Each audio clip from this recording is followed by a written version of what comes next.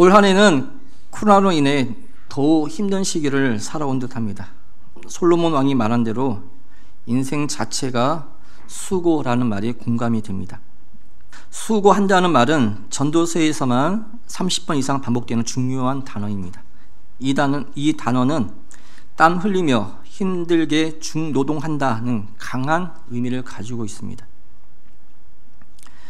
그래서 솔로몬 왕은 이 수고스러운 인생을 두고 한한다, 즉 미워한다고 했습니다.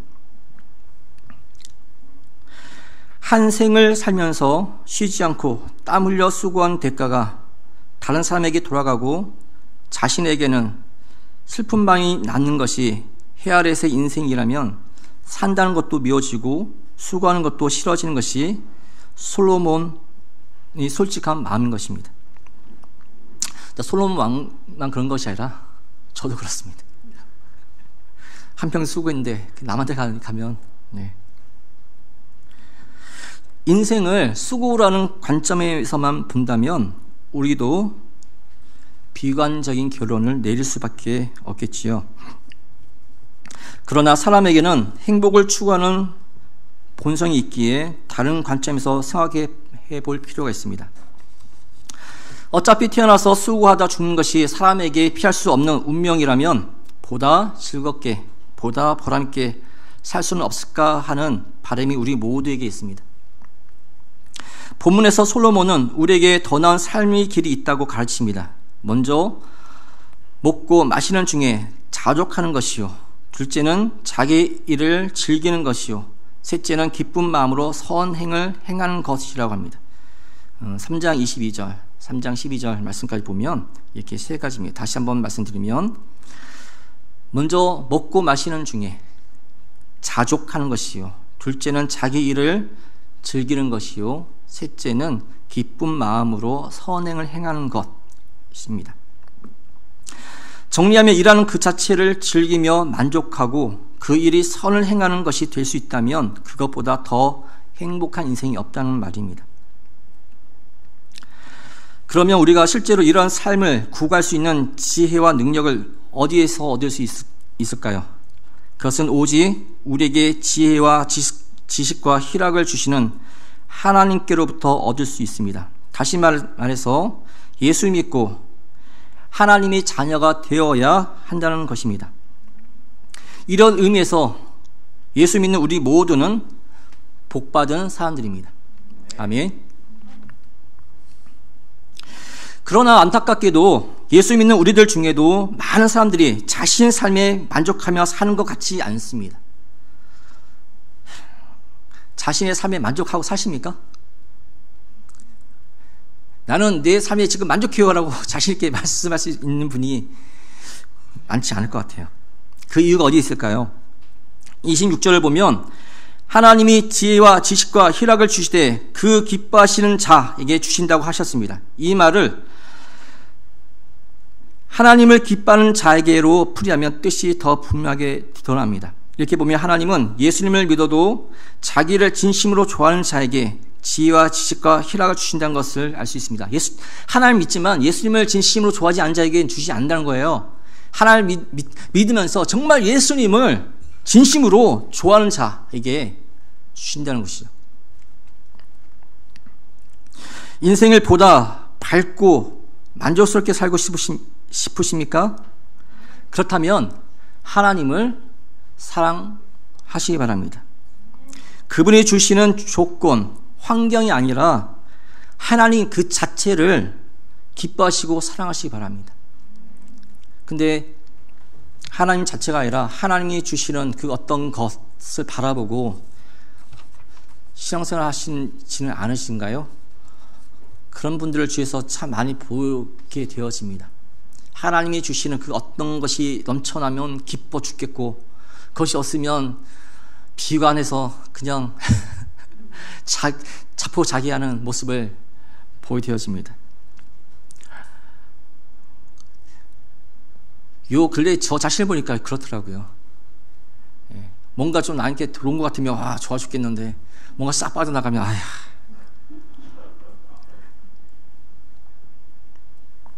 하나님은 자기를 기뻐하는 자가 우울한 인생을 보내기를 결코 원하지 않습니다. 아멘. 하나님은 자기를 기뻐하는 자, 하나님을 사랑하는 자가 우울한 인생 우울한 인생 보내는 것을 결코 원하지 않으세요. 그래서 하나님은 하나님을 기뻐하는 자에게 생을보다 행복하게 살 수 있는 지혜와 능력을 아낌없이 부어주십니다. 행복을 얻는 지혜는 구체적으로 무엇일까요? 먼저 자족할 수 있는 능력입니다. 사람이 살아가는 모습은 천차만별입니다. 모두가 다 다릅니다. 하지만 결국은 한 가지예요. 무엇이 아니면 결국은 먹고 마시고 수고하는 것 외에 별다른 것이 없습니다. 맞죠? 살아가서 안 먹는 사람이 있나요? 예? 모든 사람이 다 다르지만 먹는 건 똑같아요. 와가지고 순댓국 한 그릇 먹고 표다리 하나 먹고 보면 식당에 보면 뭐 정말 양복 쫙 빼고 오는 사람도 있고요. 그냥 먼지 뒤벼 쓰고 노가다 오는 사람도 있고요. 결국 옆에서 다 그냥 한 그릇 먹고 똑같이 먹고 가더라고요. 별다른 거 없어요. 또 각자가 일하는 건 달라도 정말 공사판에 노가다 하고 막 먼지 집어 쓰고 오는 사람이나 사무실에서 펜대 붙잡고 일하는 사람이나 일하러 수고하다가 오더라고요. 근데 어쨌든 먹고 마시고 수고하는 것이 우리 모두의 인생의 공통적입니다. 별 다를 것이 없어요. 이것이 인생이지만 신앙인은 이런 평범한 일상생활이 되풀이 속에서 자족할 줄 압니다. 우리 예수 믿는 사람들은 이런 일상생활 속에서 자족함을 배웁니다. 이 지혜가 어디서부터 납니까? 바로 하나님께로부터입니다. 온 우주 만물의 주인인 사랑의 하나님이 그 마음을 하나님의 사랑으로 가득 채우고 나면 부족한 것을 모르게 되어집니다. 우리 마음속에 하나님의 사랑을 가득 채우고 나면, 우리 마음속에 하나님의 사랑이 가득 차면 우리는 부족한 것을 못 느끼게 되어집니다. 아무리 세상살이가 피곤하다 할지라도 이 수고가 내가 사랑하는 대상을 위한 수고일 때, 이 수고를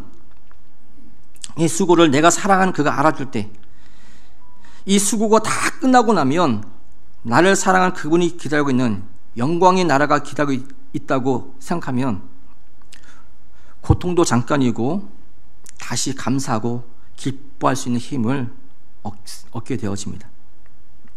이것이 하나님 사랑하는 자에게 부어주시는 하나님의 선물입니다. 열심히 수고합니다. 열심히 일합니다. 근데 그 일하고 수고하는 것이 그냥 아무 의미 없이 하는 수고라면, 내 원수한테 잡혀서 노예로 끌려와서 강제 노역하는 거라면 정말 비참하지만, 내가 하는 이 수고가 내가 사랑하는 가족들을 먹여 살리기 위해서, 내가 사랑하는 그 누군가를 위해서 하는 수고라면 그것은 수고가 아니에요. 고생이 아니에요.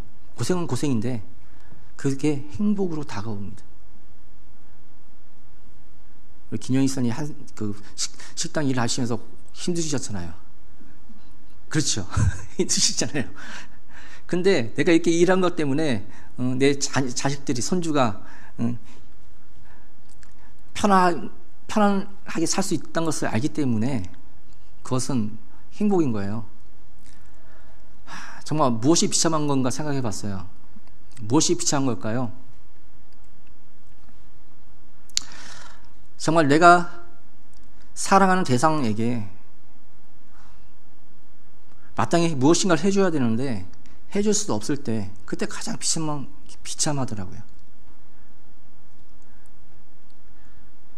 내가 밥을 굶는 거, 내가 아픈 것이 힘든 게 아니고요, 비참한 것이 아니고, 내가 내 자녀를 사랑하고, 내 아내를 사랑하고, 내 여인을 사랑하고, 내가 하나님을 사랑하고, 내가 이 나라를 사랑하고, 무엇인가를 사랑하고 있는데 그 사랑을 대상을 위해서 내가 아무것도 할 수 없는 그 무능력할 때, 그보다 더 비참한 것을 느낄 때가 없는 것 같아요.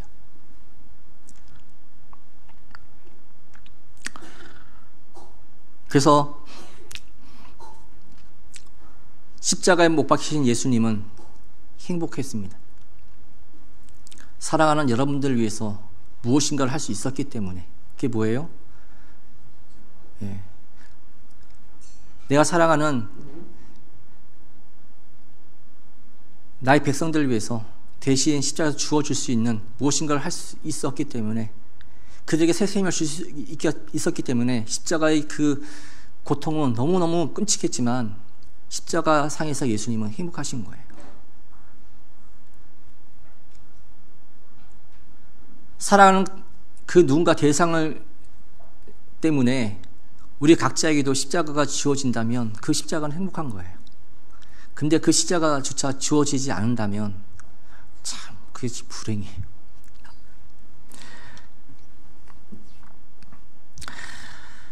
행복을 얻는 두 번째 지혜는 일 자체를 즐길 줄 아는 마음입니다. 일반적으로 사람이 자기 일을 즐기고 만족하려면 두 가지 조건이 갖추어져야 한다고 여겨집니다.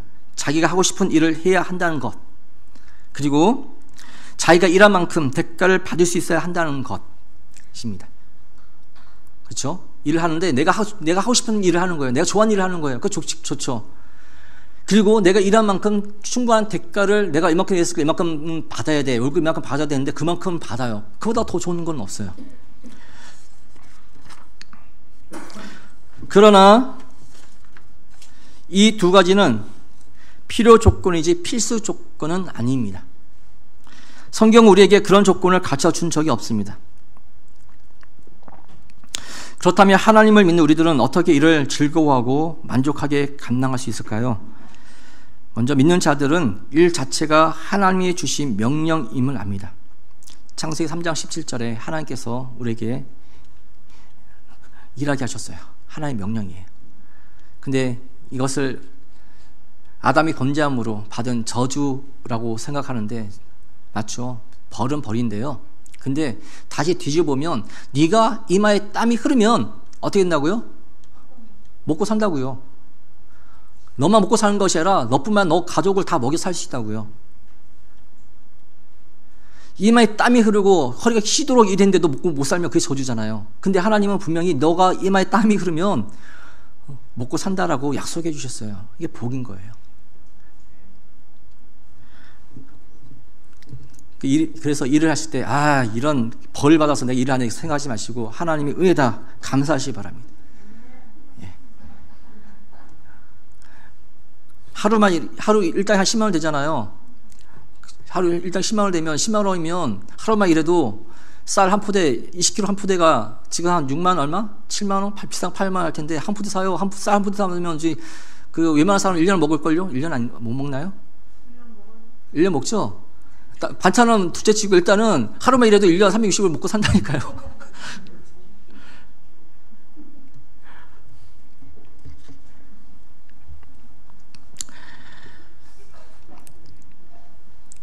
자, 다시 말씀드립니다. 믿는 자들은 일 자체가 하나님이 주신 명령이요 선물이라는 것을 알기 때문에 일을 즐기며 만족할 수 있습니다. 일은 밥벌이가 아니라 천직입니다. 그냥 먹고 살기 위해서 어쩔 수 없이 일하는 거 참 불쌍한 거예요. 근데 이거는 하나님께서 나에게 맡겨주신 하나님의 일이야 라고 생각하고 일할 때 그것은 귀한 사역이 되어집니다. 그래서 성경에서는 일하기 싫으면 먹지도 말라고 했고 일하기를 기피하는 자는 게으름 뿌린 가난이 쓴 열매를 거둘 수밖에 없다고 잠언서 24장 33절에 말씀하고 있습니다. 그러므로 믿는 우리들은 각자에게 맡겨진 일을 하나님의 선물로 알고 즐겁게 감당할 수가 있는 것입니다. 먹고 살려고 어쩔 수 없이 그냥 하기 싫은 거 하는 게 아니고요. 그 자체가 하나님께서 나에게 맡겨주신 귀한 사역이다, 사명이다 생각하고 그곳에서 최선을 다해서 일하면 그 자체가 하나님의 일인 거예요. 교회 와서 봉사하는 것만 하나님의 일이 아니고 세상에서 하는 일조차도 하나님께서 나에게 맡겨주신 것이라고 내가 알고 믿고 그렇게 하나님 앞에서 하듯이 성실하게 일하면 그 자체가 하나님의 일인 것입니다. 동의하십니까? 네. 그럴 때 그 일은 기쁨이 되고 감사가 되고 즐거움이 되는 것입니다. 그렇게 하다 보면 세상 사람들도 나를 인정해주고 어느 순간에 내가 다른 사람보다 한 발짝 더 앞에 나가 있는 것입니다. 사람들이 일하는 것을 보면 그 사람이 일을 뭐 잘하냐 못하냐도 중요하지만 그보다 그 일을 어떻게 대하냐, 그 태도와 자세를 보게 되어져요. 잘 좀 서툴고 하지만 즐겁고 감사함으로 열심히 하려고 하는 모습을 보면 그 사람 계속 쓰지만 일은 한순간 잘하는데 눈에 안 보일 때는 농땡이 치는 그런 사람 있어요, 없어요? 아, 싫어요. 기회만 있으면 잘하고 싶어요. 일을 좀 서툴더라도 자기의 능력과 최선을 다해서 열심으로 기쁨으로 감사함으로 하는 사람하고 같이 일하고 싶지요. 아, 일은 좀 잘한 것 같은데 그냥 입에서는 맨날 이렇게 부정적인 거 그냥 그런 말만 나오고 그냥 일하는 모습이 순간순간 다르게 나오고 그런 사람하고는 일하고 싶지 않은 거예요. 피곤해요. 근데 하나님 믿는 사람들은 하나님 앞에서 일하기 때문에 늘 한결같은 마음으로 하게 되어집니다. 그러므로 믿는 우리들은 각자에게 맡겨진 일을 하나님의 선물로 알고 즐겁게 감당할 수가 있습니다. 하나님의 선물입니다. 신앙인은 무슨 일이든지 믿음으로 하면 그 일이 바로 하나님을 섬기는 일이라는 것을 알기 때문에 일 자체를 즐기며 만족할 수 있습니다. 성경에는 약 150가지의 직업이 나오지만 성경은 특별하게 어떤 직업이 좋은 직업이라고 가르치지 않습니다. 대신 직업의 귀천고에 상관없이 자신의 일을 통해 하나님께 영광을 돌릴 수 있다면 그것이 곧 하나님을 섬기는 것이라고 골로새서 3장 22절에 말하고 있어요. 성경에 약 150가지의 어떤 직업이 조사해보니까 성경에는 한 150가지 정도의 직업이 있는데 그 어디에도 어떤 직업은 좋고 어떤 직업은 나쁘고 어떤 건 귀하고 어떤 건 귀하지 않고 천하고 이렇게 말씀하고 있지 않아요. 그냥 각자에게 맡겨주는 대로 최선을 다하는 모습, 그것을 하나님께서 기억해 보십니다. 그러므로 하나님은 너 직업이 무엇이냐고 물으시지 않으시고 그 일에 어떤 의미를 두고 평생을 수고했는가를 물으십니다. 너 무슨 일 하다 왔니? 너 직업이 뭐니? 그건 세상 사람들 묻는 거고요. 니네 아빠 뭐 하시노? 그건 세상 사람들 묻는 것이고요. 하나님은 네가 그 직업 가운데서 어떤 자세로 어떤 태도로 일을 했냐라고 물으실 거라는 거예요. 행복하고 싶으세요? 네. 그러면 사랑하십시오. 사랑하십시오. 사랑하는 자는 행복합니다. 혹시 불행하신 분이 있으신가요? 그는 사랑이 없기 때문입니다. 사랑하는 대상이 없기 때문입니다. 참된 행복을 얻길 원하십니까? 하나님을 사랑하십시오. 하나님만이 참된 것이요 사랑할 만한 것이기 때문에 그렇습니다. 정말 평범한 행복을 얻고 싶다면 그냥 무엇인가를 사랑하세요. 세상 돈을 사랑해도 좋고요, 사람을 사랑해도 좋고요, 애완동물 사랑해도 좋고요, 어떤 물건을 사랑해도 좋아요. 전혀 아무것도 사랑하지 않는 것보다는 무엇인가 사랑하는 게 좋아요. 근데 참된 행복, 진짜 행복을 얻고 싶다면 정말 오직 유일한 가치인 누굴 사랑하라고요? 하나님을 사랑하십시오. 전도서 전체는 헛된 것들을 나열하고 있습니다. 헛되고 헛되니 모든 것이 헛되다. 그렇죠? 전도서 읽다 보면 다 헛되대요. 헛되고 헛되니 모든 것이 헛되다. 헛되다. 허무주의에 빠질 것 같아요. 근데 전도서 이 전도자는 왜 헛되다가 그냥 1장부터 12절까지 썼을까요? 그 이유가 뭘까요? 모든 것은 다 헛되는데 헛되지 않은 단 한 가지를 말하기 위해서 뭐 헛되다라고 말하고 있는 거예요. 전도서 12장 한번 볼까요? 전도서 12장 13절 읽어드리겠습니다. 이의 결국을 다 들었으니 하나님을 경외하고 그의 명령들을 지킬지어다. 이것이 모든 사람의 본분이니라. 이를 결국 다 들었대요. 이를 결국 다 뭐예요? 다 헛되다는 거예요. 이를 결국 다 들었으니 하나님을 경외하고 그의 명령을 지킬지어다. 이것이 모든 사람의 본분이니라. 하나님을 경외하고 그의 명령 외에는 다 헛되다는 것을 말하기 위해서 전도서 기자는 그냥 헛되고 모든 것이 헛되다라고 말하고 있는 거예요.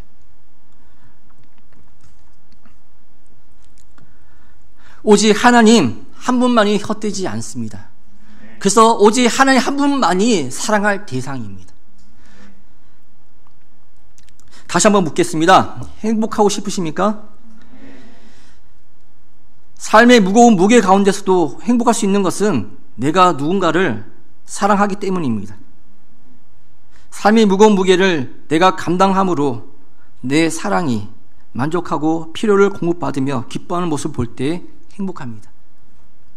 동의하시나요? 엄마는 배고파 죽어도 내 자식이 입에 밥 한 술 들어가면 행복하거든요. 나는 진짜 그냥 일하고 지쳐 쓰러져 죽겠는데 내가 벌어온 돈 가지고 내 자식들이 공부하는 모습 보면 난 행복하거든요. 좁아 터진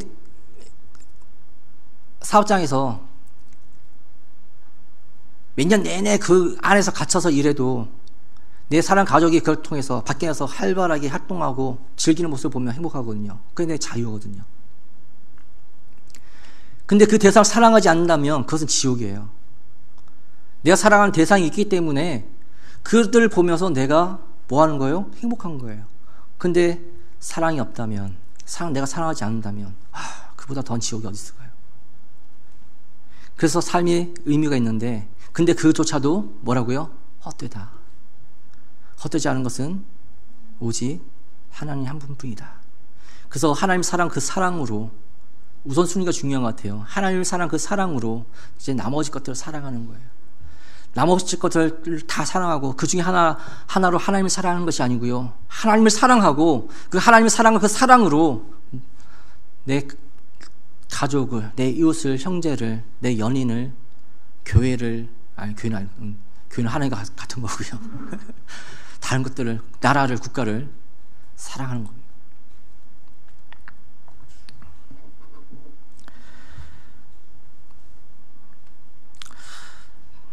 다시 말씀드리면 언제 불행할까요? 제 경우로는 돈이 없을 때, 더 구체적으로 내가 사랑하는 대상을 위해 무엇인가를 해줘야 하는데 돈이 없어요. 내 눈앞에서 내 사랑이 힘들어하는데, 죽어가는데 아무것도 해줄 수 없을 때 그때가 불행하더라고요. 아이가 학교에 가는데 책강도 해주고 교복도 해주고 뭐도 해줘야 되는데 돈이 없어요.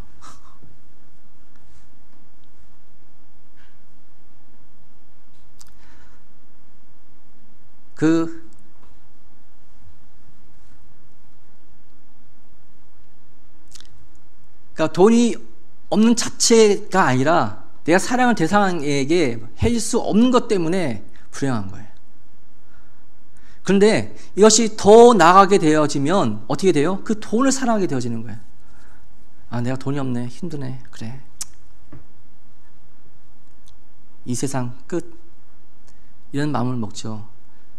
근데 내가 정말 사랑하는 대상 그 돈이 아니라 그 자녀잖아요. 하나님이잖아요. 그 내가 돈이 없는 것 때문에 내 인생을 마간 지으면 남겨진 내 사랑하는 그들은 한평생 어떻게 살까요? 그걸 생각하지 않는 거예요. 전에 양희문교회 사역할 때 그 선생님들과 같이 본 영화가 갑자기 생각나더라고요. 선생님들이 영화 보러 가셔서 갑자기 영화 보러 갔는데 영화 내용이 이런 거였어요. 어떤 돈 많은 남자가 그 심장이 안 좋아서 심장 이식 수술을 받아야 돼요. 그 엄마가, 그 어머니는 그 부자거든요. 큰 회사 재벌인데 자기 친한 친구, 유능한 의사를 섭외해서 이 의사에게 아들을 심장 수술을 받게 하고 싶은데 이 아들은 엄마 말을 듣지 않아요. 자기 약혼녀가 얘기한 어떤 유명하지 않은 그런 병원 가서 수술하자고 그래요. 그러니까 이 남자는 엄마 말을 듣지 않고 약혼녀가 그 섭외한 병원에 가서 심장 시식 수술을 받게 되어집니다. 근데 이 약혼녀와 그 병원 의사가 짰어요. 고의로 심장 수술을, 이식 수술을 실패하게 합니다. 심장에다가 약물 주입해서 신이 뛰지 않게 한 다음에 그 심장을 집어줬어요. 엄마가 이것을 알게 되었어요. 그러니까 이 사람은 근데 죽지는 않았어요.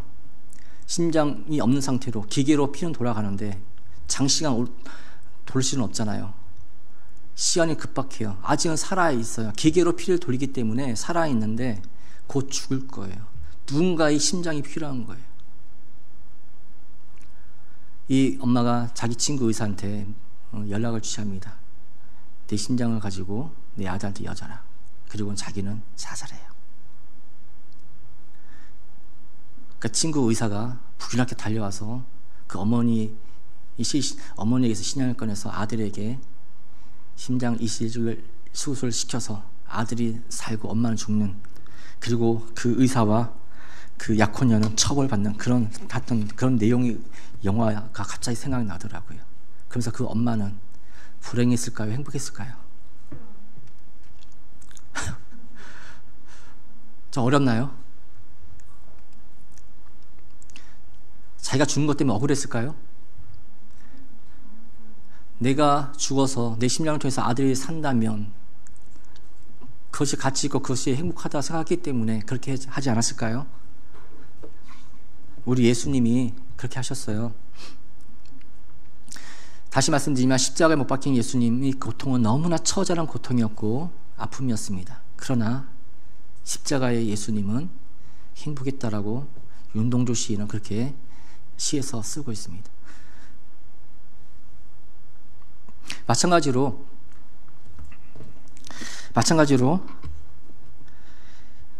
내가 정말 진정한 사랑을 하고 있다면, 그 사랑하는 대상을 위해서 내가 살아가고 있다면 나는 어떨까요? 행복한 거예요. 내가 혹시 불행하다고 생각하시는 분이 있으면 내가 정말 사랑하는 대상이 있나? 생각해 보세요.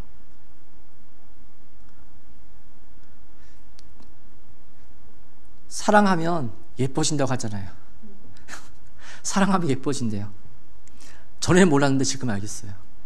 사랑하면 아무리 몸이 힘들어도 마음이 행복하고 기쁘거든요. 예. 그 얼굴이 예뻐질 수밖에 없어요.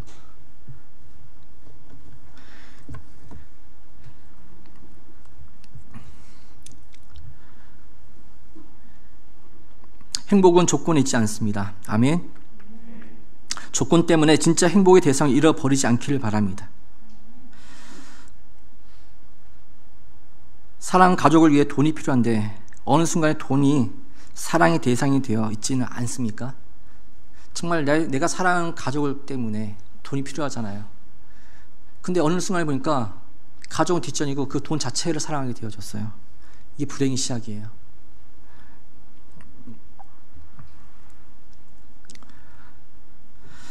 가족을 사랑해야 하는데 그 가족 때문에 돈이 필요한데 돈 때문에 사랑하는 가족과 어느 순간에 싸우고 있지 않습니까?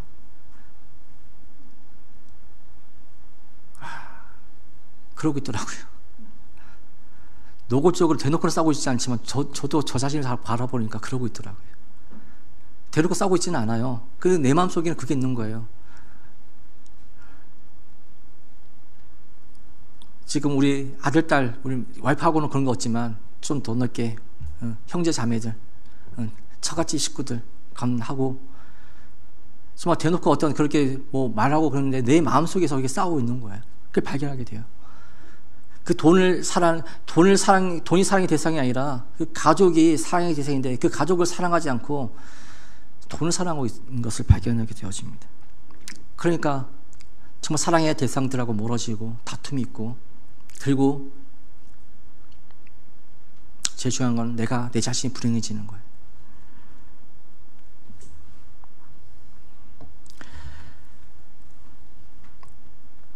정말 조건과 환경을 사랑하지 마시고 정말 사랑해야 할 사랑을 사랑하시기 바랍니다.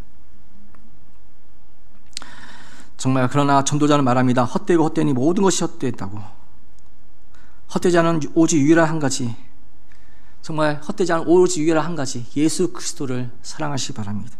그리고 예수님의 사랑으로 자신을, 가족을, 이웃을, 그 더 나아가서 원수까지도 사랑하시기 바랍니다. 아멘. 네, 사랑하시기 바랍니다. 다시 말씀드리면 사랑할 때 사랑의 대상을 잘 정해서 사랑하시기 바랍니다. 아무거나 사랑하지 마시고요. 사랑하실 때 무엇을 사랑하고요? 오직 예수님만 사랑하십시오. 그리고 그 예수님의 사랑으로 예수님의 사랑 한번 거쳐서 사랑하시라고요. 다른 것을 직접 사랑하지 마시고요. 그럼 문제가 생겨요. 그 말씀을 붙잡고 사랑하시기 바랍니다.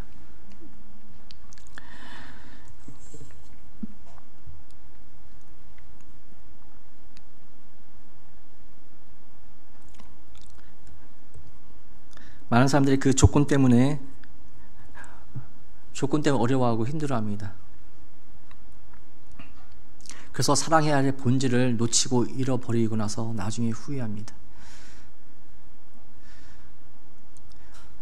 하나님께서 우리에게 주신 그 일 자체를 사랑하시는데 그 일을 할 때 내 사랑하는 사람들 위해서 정말 궁극적으로 하나님을 위해서 하는 일이기 때문에 우리가 만족스럽고 행복한 것이에요.